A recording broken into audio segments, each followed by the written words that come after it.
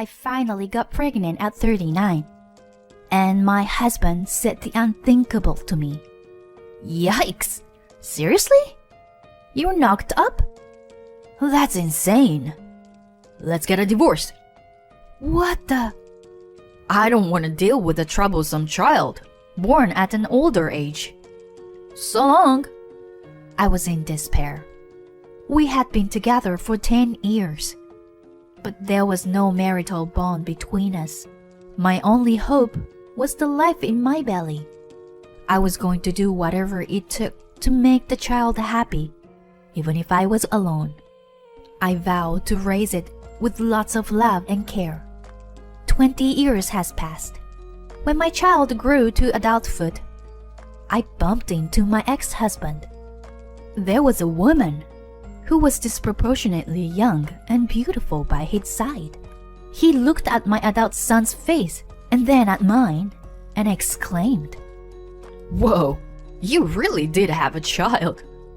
Insane. Well, I can see that he's managing well. But is he without any disability? After all, you're still a caregiver, right? How pity." His never-changing abuse remarks came out. My gut boiled. But before I could slap him, I noticed the woman beside him turn pale. "Shut up! Stop talking now!" "What the hell? Don't you know who he is?" "Huh? No." "My name is Emily. I'm a single mother of my son. I had dreamed of one thing before my marriage. Have a happy family with a husband and kids. I didn't mean to wish for anything grand. A kind husband and a handful but loving children. Maybe two. It had been my dream for many years to fulfill my simple wish. I had no major drama in my life. My parents raised me in an ordinary way with 2 older sisters. I wasn't craving anything. I just wished to have ordinary happiness as a woman. My husband and I were both 29 when we got married. It was an office romance, which led to his proposal to me.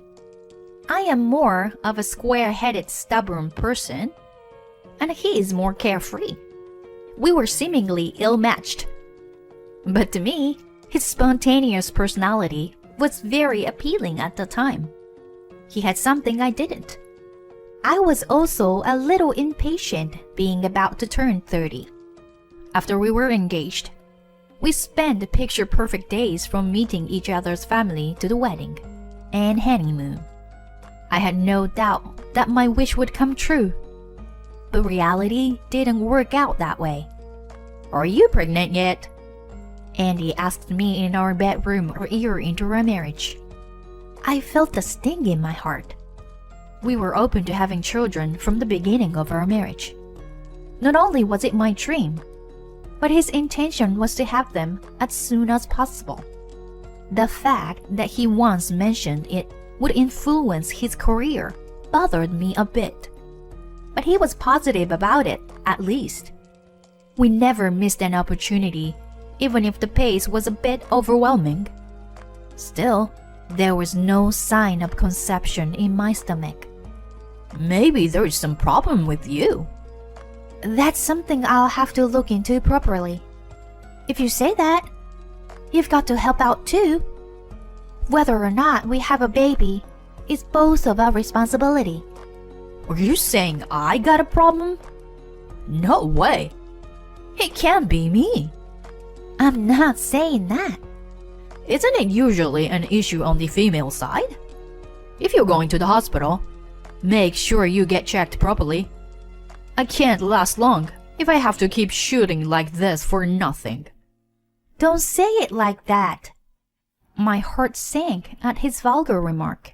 We had no idea which one of us had a problem at that point. Yet, he sounded like he'd already decided that it was my fault. He blamed me because I couldn't conceive like average women. I was driving myself crazy and was slightly neurotic. I went to the hospital numerous times, but the doctor couldn't find anything obviously wrong with me. When I told Andy this, he reluctantly went for a checkup as well. But both of us turned out to be fine. Eventually, it was determined that the cause was unexplained infertility, and we subsequently proceeded with combined treatment, including timing therapy. Having to go to the hospital so often to estimate ovulation dates was stressful for me. Also, it was very uncomfortable to act upon it, after being urged that those days had a good chance of insemination. I felt like a robot. Andy didn't seem to mind, and never showed any care when I was down after our time together. Around that time, he often used his busy work schedule as an excuse and started to be more absent-minded while with me. One day, after 10 years of marriage had passed in this way, "No way! I'm pregnant!" When I was told the result of the test at the hospital, I was too astounded to realize that I finally got my long-cherished wish of over 10 years. And I couldn't think straight at first. It was way overdue. For 10 years, all I could think about day after day was getting pregnant. And I was repeatedly discouraged by the test results. Those days finally paid off, and I was blessed with a long-awaited baby. 12 weeks pregnant. It was an irreplaceable treasure for me. I joyfully called Andy to share the news. "Listen, honey, I'm finally pregnant. We're having a baby." "Hold on. I'm in the middle of dealing with some issues at work. Tell me when I get home." I was taken aback by his stoic response. Did he not care about our pregnancy, even though it was a long-awaited first child? I tried to think that he was just too busy with work, as he said. It was my fault for calling him out of the blue. I was sure that he would be as happy as I was when he got home. But when he came home, he puzzled me with an unexpected question. "Are you seriously considering delivering that?" "That? What are you talking about? Are you referring to our baby?" "I mean that, in your stomach. It's gonna cost us to have that." "How dare you? It's a long-awaited baby. Of course I'm going to keep it. It's been my dream." "Think about your age. Do you remember how old you are? You are 39. 39 years old. That's already too old. It's not the right age to have a baby." "That's not true at all. I am not young for sure, but it's becoming normal to have a baby at 39 nowadays. My doctor even says there is no problem so far." "So far, right? Who knows what would happen later? What are we going to do if a child is with some abnormality? It's just gonna be trouble for us." I felt like I had been stabbed in the back when he said those words. Abnormal and trouble. Was he referring to the children born with handicaps? If so, his choice of words disgusted me. I answered in a stern voice. "It's not up to us to choose what kind of child will be born. Even with a handicap, I will still love my child the same. That's what being parents is all about." "I've heard that line somewhere. You're such a smartass. No matter how old you are, your only strength is having virtue, which made me want to marry you. But I'm so fed up with it now." "Fed up with me?" "If you want the baby, go ahead. But I want nothing to do with it. That baby is yours, not mine." How can you be so awful after 10 years of trying for infertility? Too late to produce result now. If an abnormal baby comes out, We become the caregiver for the rest of our lives, aren't we? We're supposed to have kids to take care of us in our old age. I was speechless by his idea. He thought the kids were just tools or something. Then I remembered when we were newlyweds. He made comments about having kids that were tied to his career at work. Apparently, in his mind, they were just things to help him in his life. I couldn't hold back my anger. I wanted to slap him. But before I could, he confronted me with something even more painful.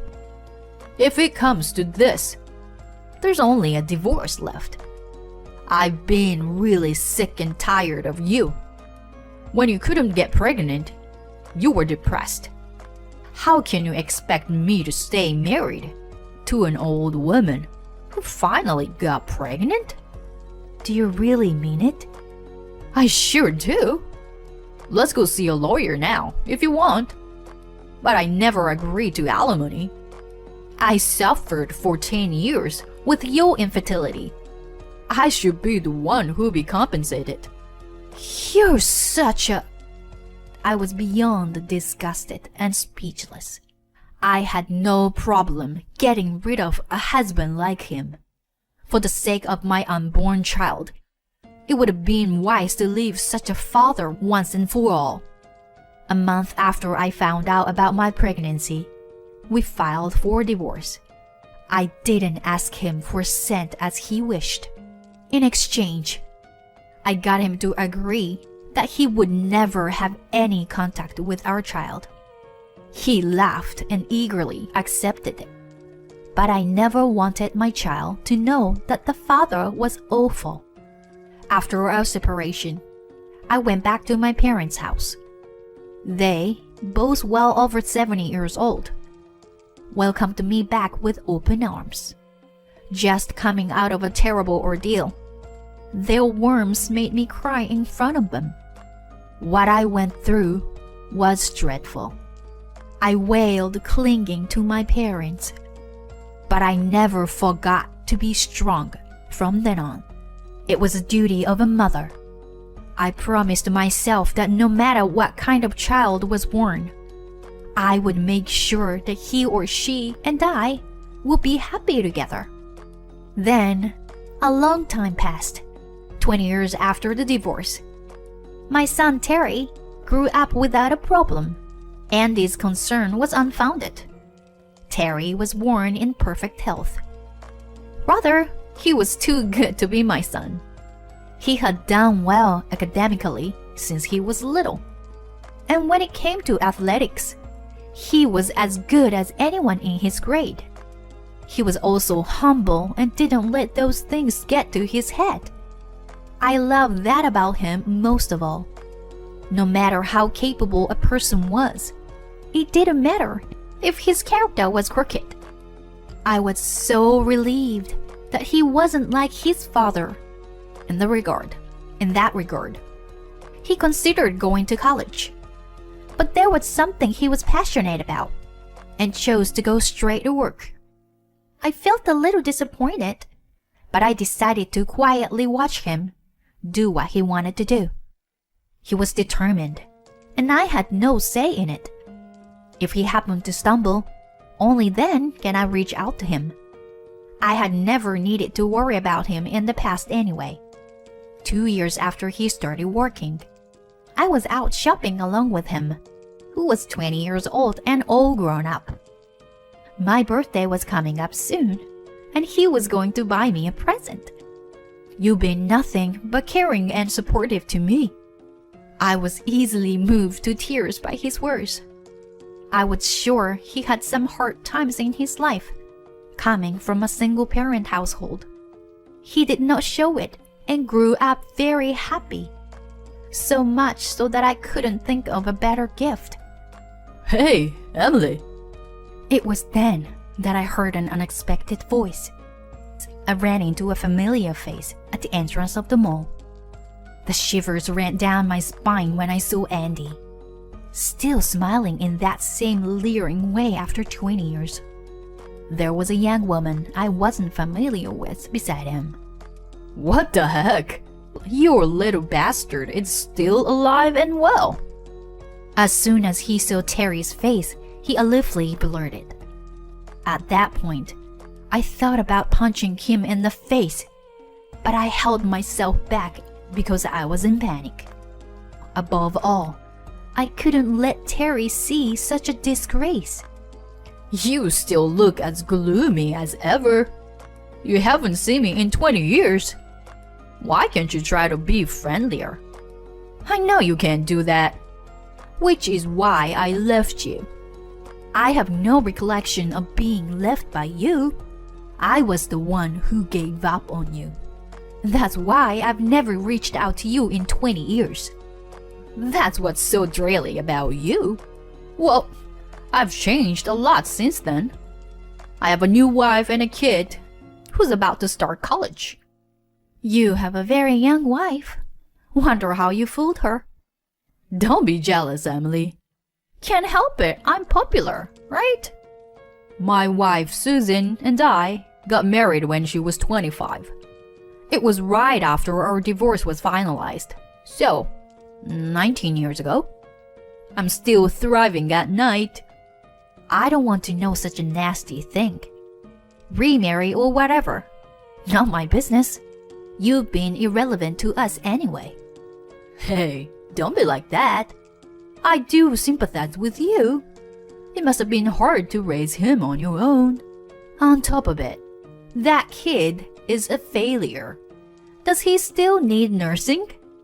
Or can he at least change his own diapers? How dare you? I lost my patience and was on the verge of throwing the bag at him. It was Terry who stopped me immediately. Even after hearing his father's harsh words, he remained resolute. Calm down, Mom. Don't take anything this guy says seriously. As you said, we have nothing to do with him. Oh, a failure can speak properly, can't you? Who told you to say things like that? Your doctor? Maybe your nurse? Don't bother us anymore. And don't you dare come close to my mom. If you ever bring any harm to her, there will be consequences. What a joke! What can a boy like you do against me? You are a failure from birth. I'm a police officer. When Terry told him, he clearly became agitated. Terry went into the police academy right out of high school. He wanted a job where he could help people. That was the path he chose, instead of going to college. He had graduated from the police academy and was on duty at the local precinct. It may have come as a surprise to Andy, but even more surprised was Susan, who stood quietly beside him, listening to the conversation. She was holding her mouth and pointing her finger to Terry's face. Her fingertip was trembling. Police officer? It can't be. Are you my father's? What the hell are you saying, honey? This bastard sure can't be connected to your father. You're in trouble. Don't cross him. You could even lose your job. Calm down, honey. What are you suddenly... She dragged Andy by his arm, regardless of his inability to get her point. And they kept walking away from Terry and me. Andy's confused expression until the end made an impression in my head. I, too, had no idea what just happened. Susan seemed to suddenly run away from us as soon as she recognized Terry's face. What's going on, Terry? Do you know that woman? I don't know. She mentioned her father. Maybe she meant the chief. What he said actually told the truth of the matter. It wasn't until a week after we encountered Andy that I learned the details. I received a call from Andy for the first time in 20 years. Back then, cell phones were just coming out. And the only thing I hadn't changed since then was my number. Please, Emily, let me speak to my son. What's going on? What do you want from him after all this time? I'm about to lose my job. I had no idea that he was on friendly terms with Susan's father. He sobbed as he continued in the desperate voice. To sum up his story, his current wife, Susan's father, used to be a police officer. Moreover, he was a big deal, as he once had the title of chief of police. There was a newcomer whom the former chief had a great deal of interest in, and that person was my son, Terry. Soon after he was posted, he took credit for catching an arsonist. He became a well-known local police officer early on. That caught the former chief's attention, and Terry was taken care of both at work and private by him. Of course, I had heard about this from his before, but I had no idea that the former chief was Andy's father-in-law. Furthermore, according to Andy's story, the former chief was even planning to set up a marriage for Terry and make him a son-in-law out of love for him. The former chief had a granddaughter in college, and it was an open secret among the family that he would be perfect for her. Of course, he didn't hear that much. I heard my father-in-law is very fond of Terry. He found out that I dumped you guys 20 years ago from the incident the other day. He's outraged now. The old man is long retired, but he hasn't changed since he was a hardcore police chief. I'm sorry to hear that. So what are you trying to achieve by talking to Terry? I want him to talk to my father-in-law. I'm in a position to get a job from him. A job for the security company, you know? Cops have strong connections to each other, don't they? If I get on his bad side, I'll lose my job. That's your own doing, isn't it? That's how little trust he had in you, to begin with. If you were recognized as a decent person, your son's story wouldn't cost you your job. Don't say that. My wife is also very upset when she found out about Terry. She asked me how I could behave like that toward my son. She was the one who told her father, if things continue like this, my wife will leave me too. She's making a wise decision, because you could be like that with Terry. You might eventually do the same to her child. What goes around comes around. Why don't you just gracefully remove yourself from the equation? Hey, if that happens, would you mind if I live with you at your place? I can't live alone. It's too lonely to be alone in my old age. I'll take good care of Terry too. Too bad. He will be fine without you. Having said that, I tapped on the end button. Andy was ranting to no end. I turned off my phone as well and decided to ignore his calls. To be honest, he deserved to be in the situation he was in. He had caused Terry and me so much pain in the past. So it was his turn to be punished for it. Even if his family threw him out, we weren't going to help him. I was sure that even my son wouldn't want to help people like him. Later on, I heard a rumor on the wind that he was on the street. His wife apparently dumped him in no time. There was no doubt that the former chief had his way. He had even talked to Terry about it. Terry didn't tell me the details, but just said that I didn't need to worry about anymore. Nearing 60 years of age, Andy lost his job and family. It's too late to regret that he should have been happy about my pregnancy back then. Terry and I are living our own lives. We already have a little happiness. It's not exactly what I envisioned a long time ago, but I'm content.